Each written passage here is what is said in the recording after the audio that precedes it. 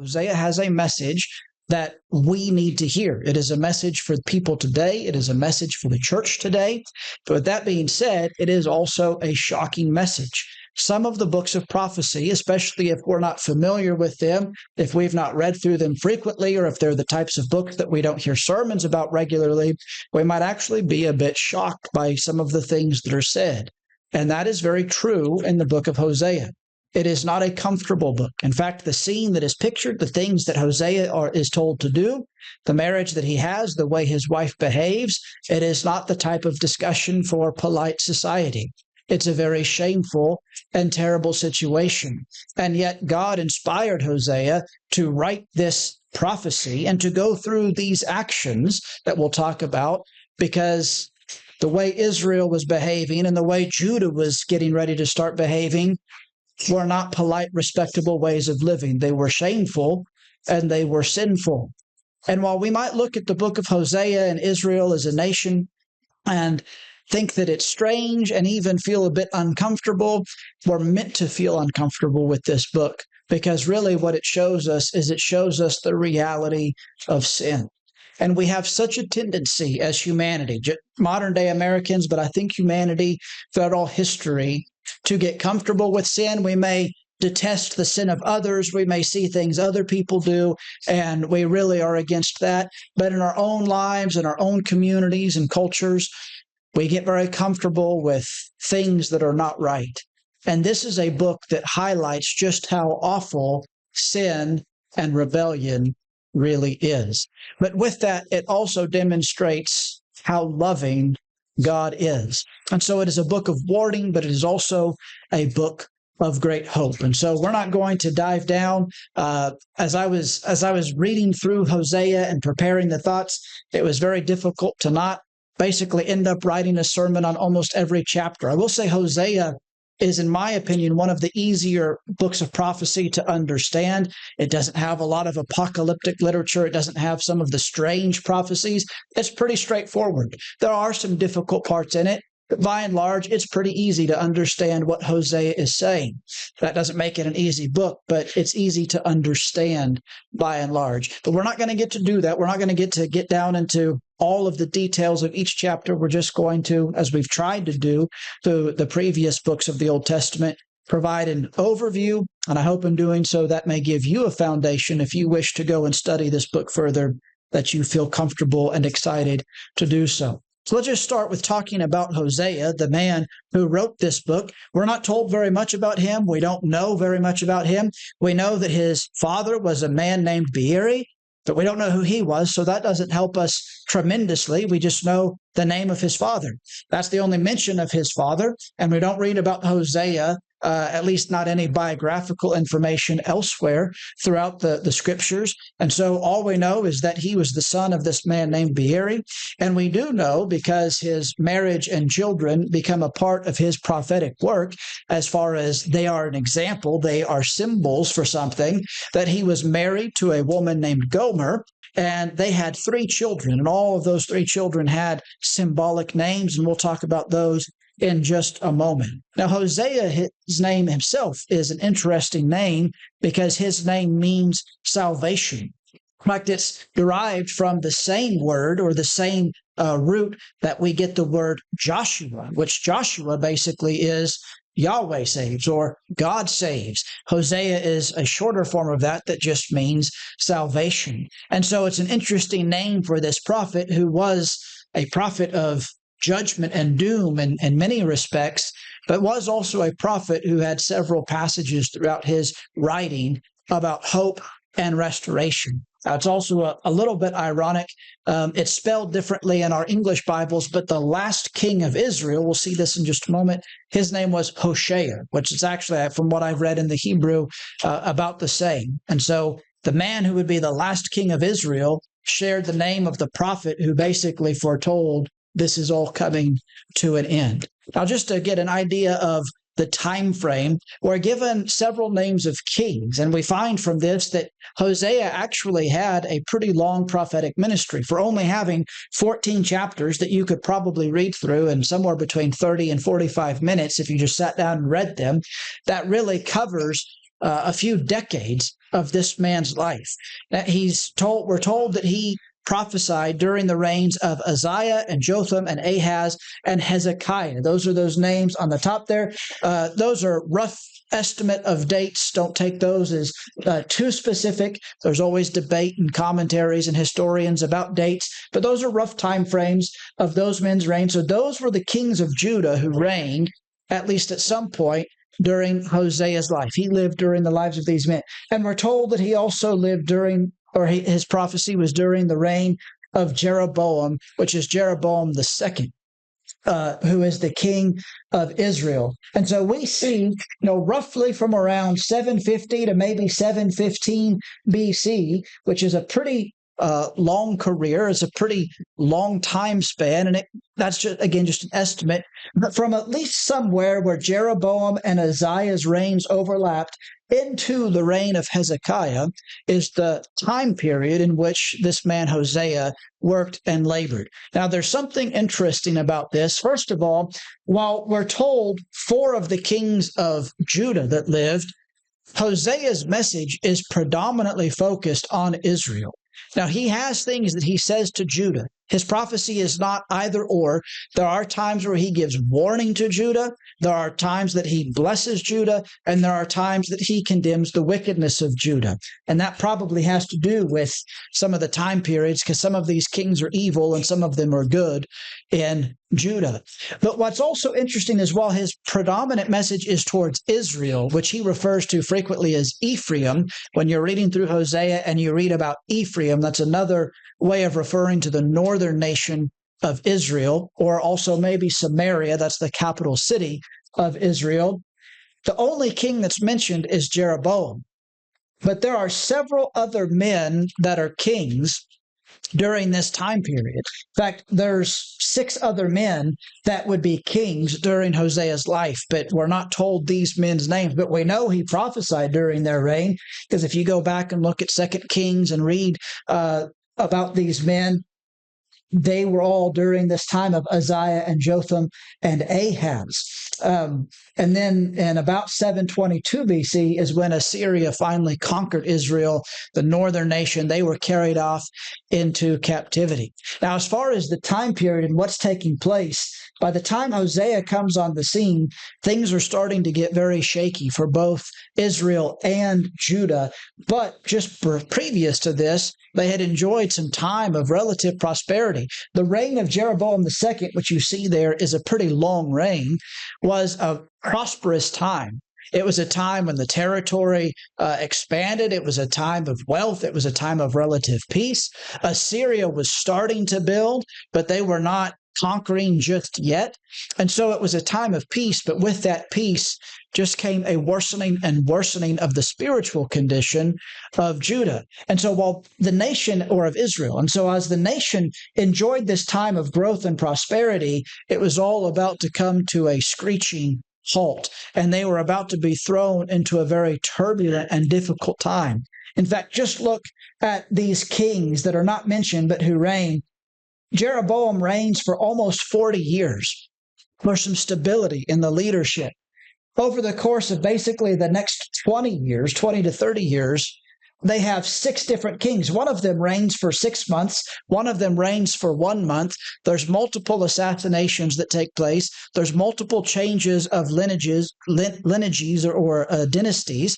And you can just imagine the political upheaval of this time. One individual that I read from or listened to made a point that in Britain's history, which at this point now spans over 1,000 years, that there's been some form of rulership and kingship. They've had this many changes in a lineage in that period of time frame, in centuries. And Israel sees change after change. This is a turbulent, difficult time. On top of this, Assyria is stirring. Assyria is starting to conquer, and Assyria is starting to press in around Israel until they finally will take Israel captive, which is all what Hosea had prophesied and what Hosea had warned of was the destruction that was coming. And then just to fill in a little bit of additional history to help us out, Jonah, we're told in Kings, lived and did some prophesying during the reign of Jeroboam II as well. So probably earlier in Jeroboam's reign is when Jonah had gone up to Assyria. So that's been maybe 50 years since that has taken place. Amos, I know in our English Bibles it's strange. Hosea comes first, but actually chronologically, Amos probably prophesies before Hosea. And so Amos is probably finished up or is finishing up his prophetic career when Hosea begins. And then Hosea's prophetic ministry overlaps that of Isaiah and Micah. But those two men predominantly focus on Jerusalem, especially in Isaiah's case, and Micah towards the nation of Judah outside of Jerusalem. So that just fills in a little bit of the background of what takes place and when we find historically this man Hosea. Now let's just talk about an outline. Outlines of the book of Hosea vary quite a bit, except for the most basic of outlines. Everybody recognizes that we have the first 3 chapters, which paint a picture. They tell us kind of the story of Hosea, which paints this picture that is then applied to Israel. So we have the story about Hosea and his wife and their children in the first 3 chapters, and then that picture is applied to Israel throughout the remainder of the book. And so that's the very rough outline. I filled in an outline with a little bit more detail there in this outline here. Now, the way we're going to go through this is we could go chapter by chapter and pull out some highlights. We're going to focus on the first 3 chapters for a little bit, and then to go through chapters 4 through 14, I'm just going to try and draw our attention to some of the main themes, some of the main accusations, and some of the recurring themes that come up, or the big points. And then also at the end, we're going to look at some of Hosea's passages that are used in the New Testament, because for being a shorter book, it actually has several quotations that are used in the New Testament. So if we have time, we will get to that. So let's just dive in to the story that we begin reading about in Hosea chapter 1. Now, this begins very strange. After the first verse, which tells us Hosea, his father's name, and the kings that reigned during his ministry, Hosea is given one of the strangest commands that we read of in all of the Bible. In Hosea 1 verse 2, it says, "When the Lord first spoke through Hosea, the Lord said to Hosea, 'Go, take to yourself a wife of whoredom, and have children of whoredom, for the land commits great whoredom by forsaking the Lord.'" Now, if you're not familiar with the book of Hosea, you already now realize why I said a few moments ago that the book of Hosea is somewhat of a shocking book. And I'm going to keep this as respectable and as couth as possible tonight, but this story is told in the Bible for a reason.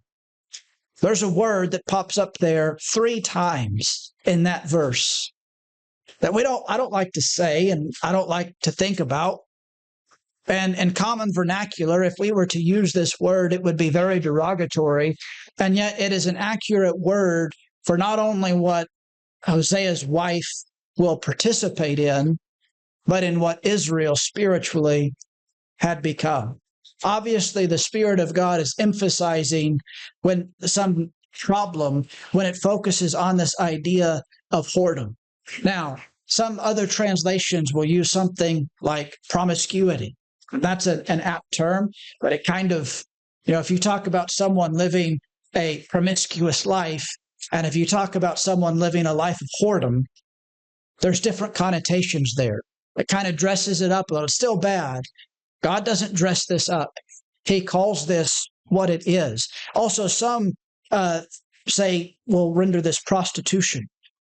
But the picture that is painted with Gomer and with the nation of Israel, and this is not to say that prostitution's okay, but it's not a woman who is in a difficult circumstance and she's down on her luck and she's lost all avenues of other means to take care of herself. And so she turns to a profession that she doesn't want and turns to a profession that she despises, but it's the only way for her to make money. We know throughout history there have been women that have been forced into that type of lifestyle of prostitution. I'm not saying that's okay, but we see that picture and we can at least have some empathy. That's not what Gomer is. Gomer's not living a life of prostitution because she needs the income. She is choosing a life of whoredom. She is choosing a life of immorality. It is what she willingly wants to do. And that's the story of Hosea's marriage. Now, as we read this verse, we might ask ourselves, and it's an understandable question, why in the world would God command Hosea to go take such a wife? And there's a few different ways people have tried to deal with this. First of all, some have simply said this is an allegory. God didn't actually command Hosea to marry a promiscuous woman. Hosea didn't actually marry a woman of this character. It's just an allegory. So it's kind of like a metaphor or a fable that then there's a spiritual application made from. And that's possible, I suppose, but nothing in the book really indicates that. And so we're left with Hosea, I think, married a woman who was a promiscuous, immoral woman. Now, the next question is, was she that way when they got married? And there's two different thoughts. There's a lot of people think that what is happening is when Hosea meets and marries Gomer, that she is not promiscuous, that she is a perfectly normal, clean Israelite woman. But then God is foretelling Hosea, this woman you're marrying, she is going to end up living this type of life. And it will be a symbol of what Israel is. Others think that he went out and found a woman, and he finds this woman Gomer, and he marries her, even though her past already is checkered with promiscuous, immoral living. The truth is, we're not told. We're not told what her past is. We're just told that she is going to be a woman who lives a life of whoredom. And we might ask, well, why? Why in the world would this be the case? Well, if you remember from Ezekiel, there are different ways that God communicates with his people. Sometimes he speaks in visions. Sometimes he spoke in dreams. Sometimes he spoke through prophecies. But there were times that he actually used object lessons. He would use the behaviors of his prophets to act out and to demonstrate some spiritual principle. Ezekiel had to act out several things, and some of those were difficult and strange. And he uses Hosea as well. And I say, well, this is a terrible thing for a prophet to have to endure. Absolutely. It must have been. It must have been heartbreaking for Hosea to live this type of life. But it also probably gave him some fire as well as some compassion as he preached to the people. But also it was probably a picture for the people, or at least it was meant to be. Because not only was Hosea going to suffer heartbreak as his wife was unfaithful again and again and again, but imagine the reputation Hosea must have received over time. Imagine how the townspeople must have talked about Hosea and snickered behind his back, as they knew exactly what Hosea's wife was doing, and he was just kind of the town fool being played by his wife again and again. And then when Hosea starts preaching and he uses his own marriage, and he points out to the people that they are like this woman. And as they scorn Hosea, they are hypocritically scorning God, because they are treating God the way this woman has treated Hosea. And so it would have been a very powerful lesson for those who would take heed and pay attention. Now, Hosea has, or at least Gomer, has 3 children. The first of which we're told his name is Jezreel. Now, this child, we're told that Gomer bore to him. And so it seems clear that this is Hosea and Gomer's child. Now, this child has a symbolic name, and we're not going to get into all of this. There's some geography that goes along with this. I was talking with Matthew last night and encouraging him to give a lesson in his geography studies at some point on the valley and the city of Jezreel. And so hopefully he will do that. But if you go back and look, Jezreel plays an important role throughout Israelite history. But predominantly, this is where Ahab had his winter home. This is where Naboth's vineyard was, that Ahab looked out and saw this vineyard that he desired. And so Jezebel ends up killing Naboth, and God pronounces judgment on them. Jezreel would end up being the city where Jehu executed Jezebel. This is where Jehu brought the line of Omri and Ahab to an end. And this name is given to this son, and it is given with a promise of judgment on the house of Jehu and on the nation of Israel. See, the thing is, Jehu had done what God commanded him to do. He had gone and he had executed Ahab's family as a judgment. But sadly, Jehu and his descendants didn't turn out any better. They continued to follow immoral and idolatrous ways. They turned their backs on God. Jeroboam II is a descendant of Jehu, and Hosea is prophesying the end is coming for your family, just like it did at Jezreel to Ahab's. And the nation had gone along with all of them, and they were going to face a destructive end as well. But there's 2 more children born. Now, we don't know for certain, but it is strange. We're told that Gomer bears Jezreel to Hosea. But then for the next 2 children, it just says, and she conceived and bore a child. And if you remember back in verse 2, we were told that she was going to bear children of whoredom. And in other parts later in the book, there are passages that seem to indicate that these children were born not between her relationship with her and Hosea, but these children were the result of her immoral lifestyle. Now, this is just starting to paint a bit more of a picture, but again, try and imagine being Hosea, and your spouse, your wife, is obviously stepping out. She's obviously running around, and then she ends up bringing home children that she bears that are from other men. And these children also receive symbolic names. The first, the daughter is named Lo Ruhamah, which means no mercy. God says you name this child no mercy because God's mercy is about at an end.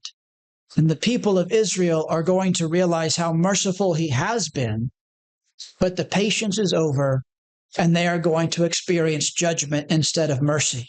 Then she conceives yet again, and this child's name is Lo Ami, which means not my people. Imagine a wife coming home to a husband, and he knows that the child is not his, and so when he names the child, he names it not my child. What a sad family situation. And God is saying to Israel, you have forsaken me long enough. And he is about to forsake them. They had not acted like his people, and now they were going to experience what it would mean to not be his people. They were going to face his judgment. Now, that being said, you need to also read in chapter 1, verses 10 and 11. And this happens again and again throughout Hosea. Terrible words of judgment, but the small bit of hope at the end. There would come a time when God would show mercy to no mercy. And there would come a time when God would call not my people, my people. But that was going to be a remnant and a future that came after the judgment. Well, chapter 2 speaks about Israel. And it seems that what is happening in chapter 2 is we are getting in some ways a description of Gomer and her lifestyle, but it is being applied to Israel. We're not going to read the whole chapter, but you can go read that at some point. But just listen to verse 5. Hosea speaks from the children's perspective and to the children, and he says, for their mother has played the whore. She who conceived them has acted shamefully, for she said, I will go after my lovers, who give me my bread and my water, my wool and my flax, my oil and my drink.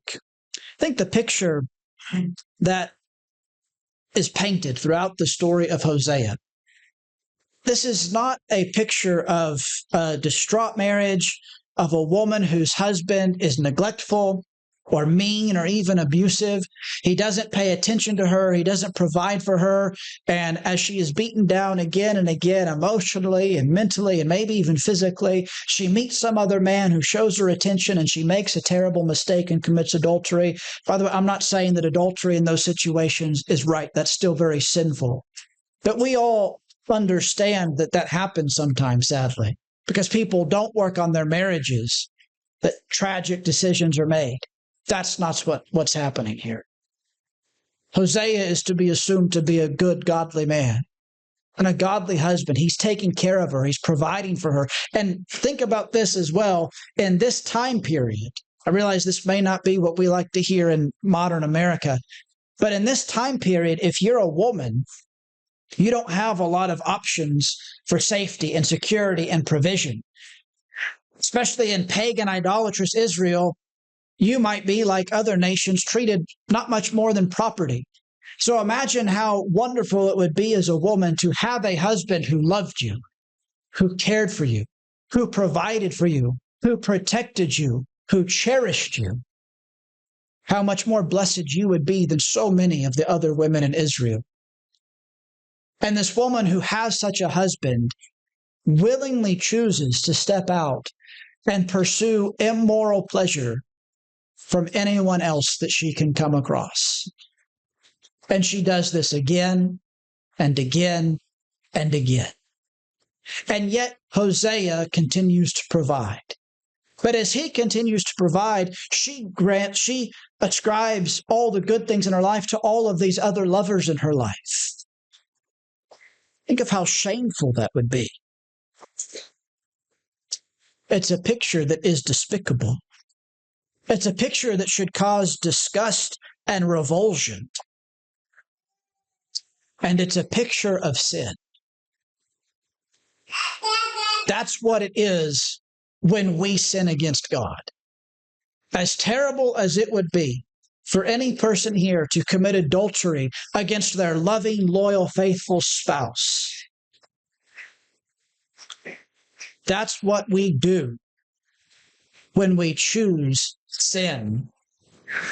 And we are unfaithful to an all-loving, perfect, holy, merciful God. I don't like to think about sin that way. It's much more preferable to think about sin as, those little struggles that we have. This book calls us to recognize what sin and willful disobedience truly is. But chapter 3 paints another shocking picture. Gomer's life gets so bad, and she goes down a darker and darker trail, which is what sin does. And apparently gets to the point where she gets in with a terrible crowd, and this woman ends up enslaved.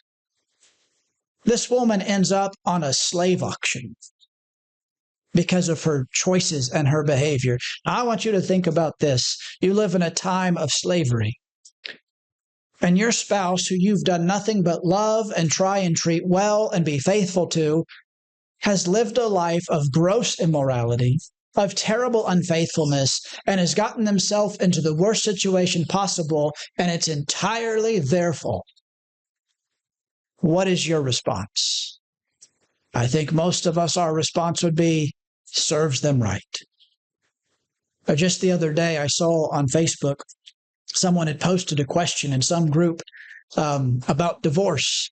And they asked, given the exception that Jesus gives in Matthew and Mark, should a person, if their spouse cheats on them and they want to repent, should they forgive them? Or do they have to take them back, or is one time enough for them to put them away? And I just kind of read through the comments, and person after person after person wrote something along the lines of, I might forgive them if they ask for repentance, but they'd be gone. They'd be out. They've ruined it. And I think all of us here can at least understand, none of us want to go through that. None of us want to imagine how difficult it would be to rebuild that trust. But again, this isn't a one-time mistake.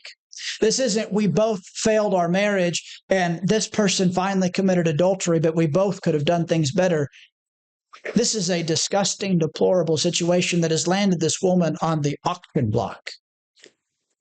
And what is Hosea told to do? The Lord said to Hosea, go again, show love to a woman. By the way, that Hebrew word, like the Greek, can also be translated wife, who is loved by another man and is an adulteress, just as the Lord loves the Israelites, though they turn to other gods and love raisin cakes. So I bought her for 15 shekels of silver and 9 bushels of barley. I said to her, you are to live with me many days. You must not be promiscuous or belong to any man, and I will act the same towards you. This man whose heart had been broken again and again and again went down to the auction block and redeemed this unfaithful and gave her another chance to come and experience his loving, faithful care. But he does call her to be faithful in response. But what an incredible picture of forgiveness and redemption. Well, this whole scene sets up the picture of Israel. Israel is Gomer. She has treated God this way. She has been promiscuous. She has gone after other lovers, even though God has been faithful and merciful. She has adulterated the covenant again and again. Well, that's what chapters 4 through 14 cover. And we'll go through this very quickly. I just want to again call out some of the themes and main ideas. Chapter 4 shifts, and it starts focusing on the accusation towards Israel. And it's almost like a legal proceeding. And what we find here is God describes some things that are present and not present in Israel that really are the core themes and core problems. First of all, he says there are some things that are lacking. In Israel, he says there is no faithfulness, there is no steadfast love, and there is no knowledge of God. Now, when you look at those things that are absent, faithfulness and steadfast love are attributes that are applied to God in other places. And when we know God, we will begin to share his attributes. When we truly know God and are reading his word, we are transformed by the renewal of our mind to be more and more like him. So when there is a lack of knowledge of God, when we do not know God, guess what we will not be? We will not be faithful, and we will not be people of steadfast love towards the Lord. In fact, verse 6, perhaps one of the most well-known verses of this book, my people are destroyed for lack of knowledge. This is a frightening thing, because many of us may want to say, that's a terrible picture of Gomer and Israel. That surely isn't me. How well do we know the Word of God? How seriously do we take reading and studying the Word of God? Because guess what? If we don't know God, and if we refuse to increase our knowledge of his word and his will, we're probably a lot more like Israel than we want to believe. Because lack of knowledge leads us down a destructive path. But when there is not faithfulness and steadfast love and a knowledge of God, other things creep in. What there is in Israel is swearing, and that probably means swearing falsely. There's lying and murder and stealing and adultery, breaking of bonds and bloodshed. It's interesting when you combine these two lists, there are 10 accusations that are made against Israel, all of which can, in one way or another, be tied back predominantly to the 10 Commandments. The 10 Commandments had been, they were not all of the law, but they were kind of the symbol of the law. They showed the completeness of the law. And Israel had completely disregarded it. Their faithlessness and rebellion were absolute. They had rejected God and his word. And throughout the remainder of this chapter, God points out that it's not just the people, it's the leaders. In fact, this is one of the themes that pops up. We won't read all of these, but we find that the priests are part of the problem. He says, let no one contend, let no one accuse, for with you is my contention, O priest. For verse 9 says, it shall be like people, like priests. For all of us that are leaders, we need to take heart to that verse. Like people, like priests. The way that we lead. Now, bad leadership can be overcome. It has been overcome in times past. It can still, but it doesn't happen very often. And for those of us that have any form of leadership, whether it be in the congregation, in our homes, pay heed. When we are bad leaders, it's probably going to make others follow us down that bad path. That's exactly what happens in Israel. The priests are called to pay attention because the judgment is for them. As robbers lie in wait for a man, so the priests band together. They murder on the way to Shechem. They commit villainy. The priests are as awful as the people. The leadership of Israel has failed. The priests are not the only ones that are called to account. The kings, the prophets that were false prophets, the leadership in Israel had been faithless. But there's another theme that pulls up that is important, and that is what you might call political adultery. Again and again throughout this letter, Israel is condemned for seeking to go and make alliances with Egypt and with Assyria. These were nations that they were not to follow after, but they wanted to. They wanted their approval. They wanted to be like them. They wanted to trust in them. They looked to them for help. And for that they were rebuked. When Ephraim saw his sickness and Judah his wound, when Ephraim went to Assyria and sent to the great king, but he is not able to cure you or heal your wound. There's a few other verses that are listed there. But this is a very relevant message for us today because it is always a temptation to be like the world. It's always a temptation to borrow from the world. It's always a temptation to trust in the power systems of the world. But we are not called to trust in Democrats or in Republicans. We are not called to trust in socialism or communism or capitalism. We are not called to trust in the power machines of this world. We are called to be citizens of heaven. We are called to be faithful to Him. Now, we should be good citizens wherever we find ourselves, but don't place your trust in the powers of this world, and do not seek to be like the world. That is spiritual adultery.